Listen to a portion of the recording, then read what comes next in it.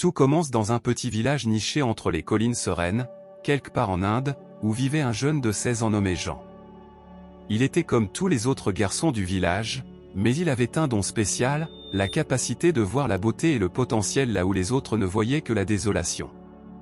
Un jour, Jean arriva dans un champ aride près de sa maison, un endroit qui avait été négligé depuis des générations, une terre sèche et fissurée, complètement dépourvue de vie.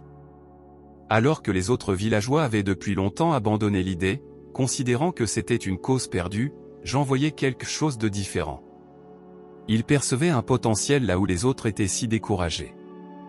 Il décida de transformer le champ du baron en une luxuriante forêt. À seulement 16 ans, les autres habitants du village pensaient qu'il n'était qu'un jeune fou qui ne connaissait rien à la vie. Cependant, Jean commença à collecter des graines d'arbres voisins et des fleurs sauvages. Il remplit des sacs de ces graines et les dispersa dans le champ aride, le faisant avec le plus grand soin et amour. Il les arrosait tous les jours, même quand la pluie ne tombait pas. Il construisit des ponts en bambou à travers la terre aride et plaça des pots fissurés pour que l'eau goutte sur les graines. Après 22 semaines, il n'y avait toujours aucun signe de vie. Les villageois commencèrent à se moquer de Jean, disant que ses efforts étaient inutiles et que le champ était au-delà de toute sauvegarde.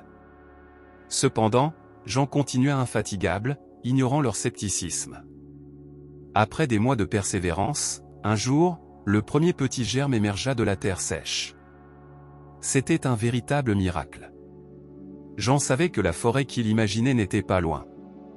Sa détermination et sa foi devinrent contagieuses, et bientôt quelques villageois se joignirent à lui dans ses efforts. Ils s'occupèrent des jeunes plants fragiles, les protégèrent des intempéries et retirèrent les mauvaises herbes qui menaçaient de les étouffer. Lentement mais sûrement, ce champ stérile commença à se transformer. 30 ans passèrent, et le champ n'était plus un désert aride. Il était devenu une forêt prospère, peuplée d'arbres majestueux, de fleurs sauvages colorées et d'une symphonie de chants d'oiseaux. Des rhinocéros, des tigres du Bengale et toutes sortes d'animaux sauvages y habitaient. Jean consacra sa vie à la création de cette forêt où il vivait désormais. Un jour, un voyageur de passage dans le village fut émerveillé par cette belle forêt et interrogea les habitants à son sujet. Ils racontèrent fièrement aux voyageurs l'histoire de Jean et de sa foi inébranlable en le pouvoir de la transformation. Lorsque le voyageur rencontra Jean, il demanda « Comment as-tu transformé un champ aride en cette magnifique forêt ?» Jean sourit et répondit « Je croyais simplement au potentiel qui existait en ce champ. Je savais qu'avec patience, amour et soin, même le lieu le plus aride pouvait être transformé en quelque chose de beau.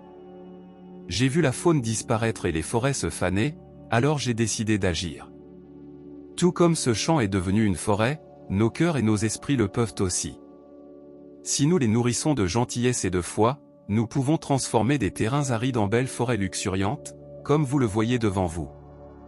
Dans la vie, avec patience, foi inébranlable et effort constant, même dans les situations apparemment désolées et sans espoir, nous pouvons les transformer en quelque chose de beau et de fructueux.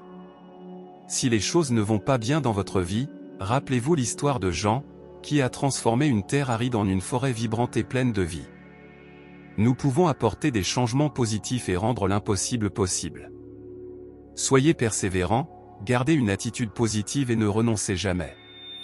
Cette histoire nous montre qu'avec persévérance et foi, nous pouvons transformer les adversités en opportunités et faire la différence dans nos vies et dans celles des autres. N'inderestimez jamais le pouvoir de la croyance et de l'effort constant.